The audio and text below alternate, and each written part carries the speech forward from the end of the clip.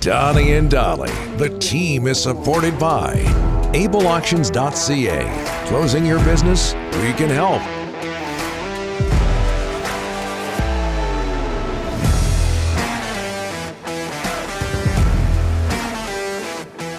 Kerbers has it. Over to Lume. Back to Kerbers. Lume. Over to Kerbers. He one times and scores!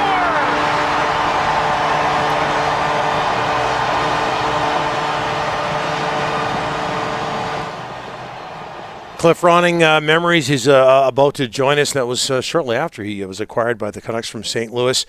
Cliff Ronning, former Canuck, involved in one of the most notable trade deadline deals in Canucks history. Big time. Pat Quinn engineered it March 5th, 1991. And we're talking about this because, of course, deadline day on Monday. We have a 3-hour show. Ronning, Dirk, Courtnall, Momesso for Dan Quinn and Garth Butcher. Canucks, all due respect to Garth and Dan, Canucks won that trade going away.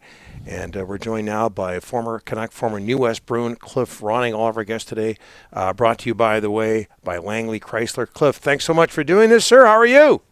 Thank you. It's great to see you again. I haven't talked to you for a long time. So I know, and I apologize for that, Cliff. Hey, March 5th, 91, trade deadline day. You go from St. Louis to your hometown Vancouver Canucks. What was that day like for you?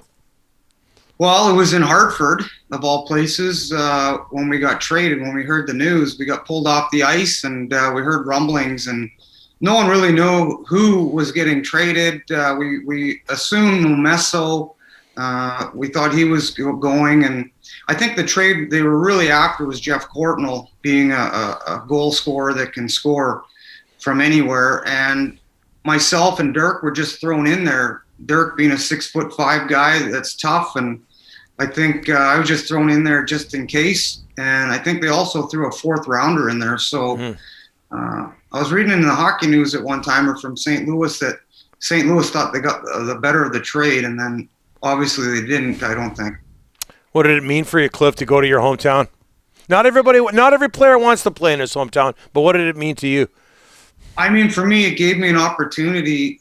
Pat Quinn gave me an opportunity being a smaller player. I think the city was waiting for some players to come in that had a lot of, I guess, the integrity of playing for their hometown. And you know, you either get it done or you don't, in the sense that you show up every night because, you know, you're walking down the streets and everyone knows you. And they start asking questions. What's going on? You guys got to get going, or what have you. So it puts pressure on you as an athlete. For me, it helped me. I played better under the pressure than, I guess, playing in other places. What was it like back in those days when you saw more blockbuster deals? What was it like back in those days, in the days leading up to a trade deadline? I don't know if that was the only trade deadline deal you were involved in, but what was it like back then? Well, every time, you know, the hardest part is settling your family down when they're hearing rumblings that they're going to be, your dad's getting traded, or, I mean, that's the hard part, because not only are you dragging in, you know, the hockey players, it's easy for us players because you instantly have 20 new friends right away. And it's hard for the guys that have wives and have kids. And, you know, you're shaking the kids' world.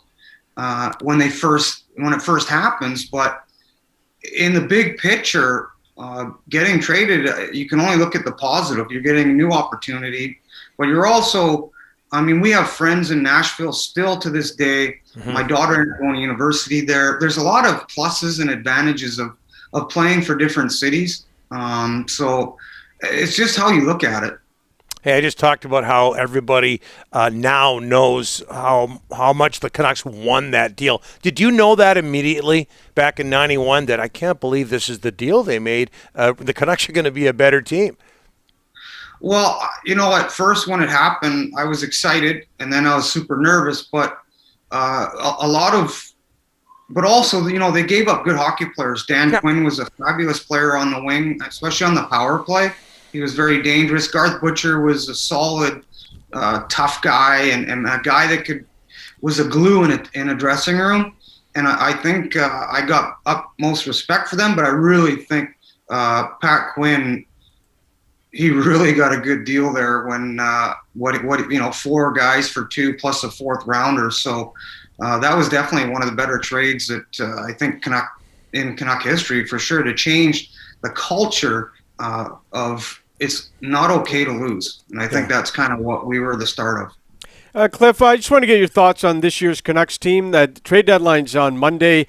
So much talk in the city. Should they sell? Should they get rid of a bunch of guys Monday? Your thoughts? Yeah, it's tough. I mean, obviously Miller is playing out of his mind right now. But even when he was in New York, he's a clutch player. So, and next year he's making $5 million. So where do you find a guy that's a point a game guy that actually can hates to lose? So it's tough. I mean, they've got players I'm sure teams are wanting. It just really comes down to the structure of their team is starting to come together. Boudreau as a coach is good for the younger players to give them a little comfort, taking a little pressure off them. He's very good at that. But the problem is the other teams are getting better. Calgary's gotten better. Yeah. They're hard to play against. LA.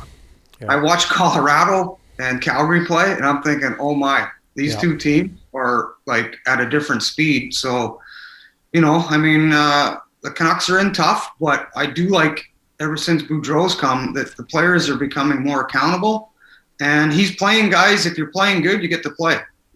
Taking a bit of the politics out of it. Cliff, your thoughts on Conor Garland? His name's popping up. There's a lot of word today that he could possibly get moved by the deadline. What do you think of this player? He had 8 shots last night. Well, can I just interject here? Of course, Cliff's going to like Conor Garland because I'm sure you can relate to Conor Garland given his dimensions, Cliff. Well, first of all, I was, we have a place in Phoenix. We go down there quite a bit. So I do stuff with the alumni down there. Okay. Greg Adams runs it. And I was amazed watching them play there. And their team's not the same since he's left. Now, what Conor Garland brings is he understands how to change a game. Even in the game last night, even though he didn't score a point, but he actually got them on the power play by getting completely abused in the head a couple times and then elbowed. So they eventually got on the power play to get a chance. So not only when he's trying to score, there's other little things that he does that can agitate teams to get on the power play or whatever. But just sitting watching him, he's fun to watch. He's obviously exciting to watch, but who knows what in the minds of the Canucks, what they've been offered for someone like that. Like, could you imagine him going to Pittsburgh, wheeling around, getting the puck to Crosby? That team becomes completely different. So it depends what you get. You touched on this earlier, Cliff, why has Boudreau worked in Vancouver? To take last night out of the equation. Well, it's only my opinion, but I know I've played quite a few years and played for different coaches. And different coaches are good for different teams. Obviously, when I was in Minnesota, Jacques Lemaire, we had a very untalented team, but we ended up going to the Final Four. He knew our limits. The experience of Boudreau, especially now in the next year, 2 years, is needed because he really knows how to take pressure off certain players that maybe don't do as well in pressure, and they get their confidence back. And that's part of the game, is understanding your team, and the respect factor that he has is there right now. And that he's fun. He's fun. It's good for the Canucks to have someone in an interview that's can actually laugh once in a while. And it is just a game in the sense of entertainment, but having him is just, I look forward to what he has to say because his teams are always in the game. That's one thing about what I've seen. Yeah. I feel like I learn something every time he talks pregame or postgame. Much like right now, Cliff. For people who don't know, what are you up to these days? I'm still just being a dad.